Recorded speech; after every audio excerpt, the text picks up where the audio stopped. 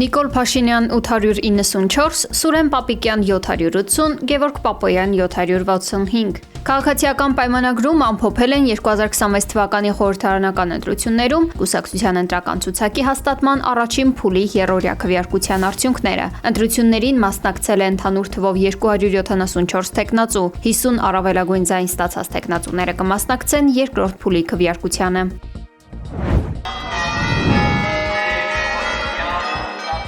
Հայ առաքելական եկեղեցին այսօր նշում է մեծ պահքին նախորդող բուն բարեկենդանը։ Այս առիթով հայկական բոլոր եկեղեցիներում մատուցվել է պատարագ։ Մայրաթոր Սուրբ Էջմիածնում պատարագին մասնակցել է ամենայն հայոց կաթողիկոս Գարեգին II-ը։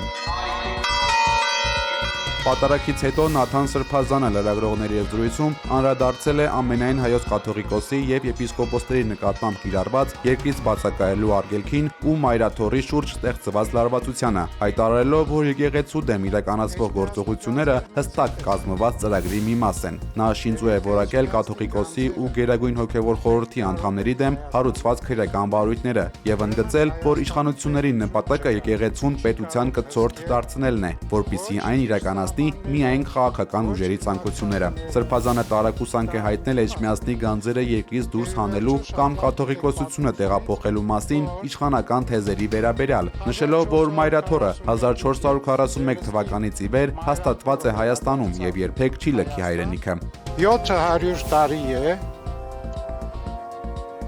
Հայաստանում է եւ հավիտենաբար Մայրաթորը լինելու է Հայաստանում։ Եթե նույնիսկ ոմանց պատճառով Հայաստանի Հանրապետությունը չլինի։ Երբևէ Մայրաթորը հայ հոգևորականը եւ հատկապես ամենայն հայոց կաթողիկոսը Հայաստանը չի լքի։ Անդրադառնալով եպիսկոպոսատ ժողովին, Սրբազանը հայտնել է, որ որքան էլ իշխանությունները միջամտեն ու թույլ չտան ժողով անցկացնել, միևնույն է այն տեղի ունենալու։ Մայրաթորը ստեղծված իրավիճակում որոշել է ժողովի ձևաչափը փոխել, դարձնելով այն եպիսկոպոսատ հավաք։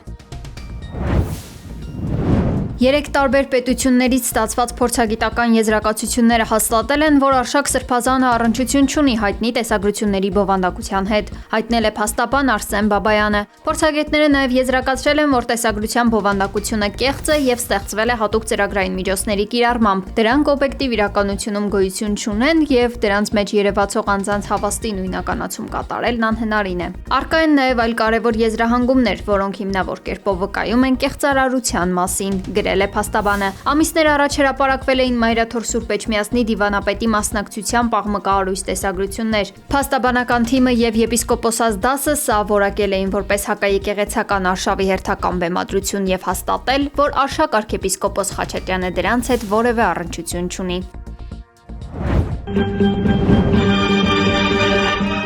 Հայաստանն օլիմպիական խաղերում ներկայացնող Կարինա Ակոպովա Նիկիտա Ռախմանին զույգը հաղթահարել է որակավորման փուլը։ Գեղասահքի պատմության մեջ առաջին անգամ օլիմպիական խաղերում հանդես է եկել հայկական զույգ։ Նրանք հանդես են եկել Արա Գևորգյանի Արցախ երաժշտության ուղեկցությամբ։ Չնայած Ադրբեջանի հանձնաժողովը ջանք ու եռանդ չէր խնայում չեղարկելու երաժշտության ընտրությունը, այն պայմանավորելով քաղաքական հարցերով, մեր պատվիրակներին հաջողվել է տպավորիչ ելույթ ունենալ։ Ադրբեջանական հանձնաժողովի եւ հայկական պատվիրակության միջև պայմանավորվածություններ ձեռք բերվել չհայտարարել Արցախ անունը, փոխարենը ասել Արա Գևորգյանի երաժշտություն եւ այս համաձայնությանը հետեւել է անգամ հանրային հեռուստաընկերության մեկնաբանը։ Արա Գևորգյանի հրաշալի երաժշտության ներքո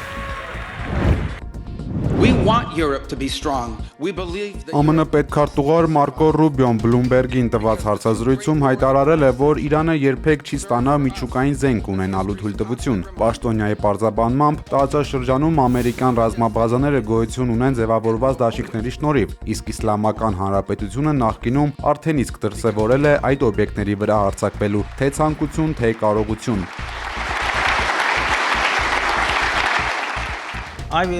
Միևնույն ժամանակ Իրանի փոխարտգործնախարար Մաջիդ Ռադ Ռավանչին BBC-ին տված հարցազրույցում նշել է, որ Թեհրանը պատրաստ է ԱՄՆ-ի հետ քննարկել փոխզիջումներ, եթե Վաշինգտոնը պատրաստակամություն հայտնի դիտարկել պատժամիջոցների վերացման հարցը։ Իրանցի դիվանագետի պնդմամբ ներկայումս գնդակը Ամերիկայի դաշտում է եւ եթե ամերիկյան կողմն անկեղծ է համաձայնության հասնելու հարցում, ապա գործընթացը հաջողությամբ կընթանա։ Այդուհանդերձ ԱՄՆ պաշտոնյաները շարունակում են պարբերաբար հայտարարել, որ հենց Իրանի գործողություններն են հանդիսանում բանակցային գործընթացի առաջխաղացման հիմնական խոչընդոտը։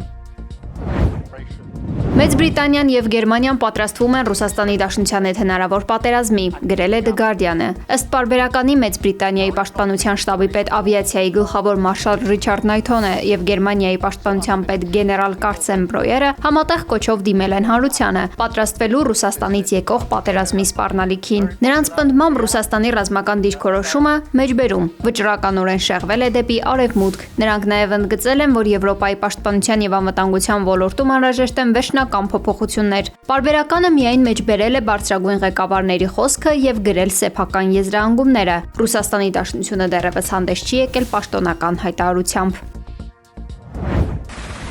ԱՄՆ-ն Հնդկական օվկիանոսում գրավել է Վերոնիկա 3 լցանավը, որը ընթանում էր Պանամայի դրոշի ներքո։ Այն ամերիկյան պատժամիջոցների ցուցակում է հայտնվել իրանական նավթի փոխադրման համար։ Պենտագոնը հայտնել է, որ լցանավը գործել է Կարիբյան ավազանում կարանտինի խախտմամբ։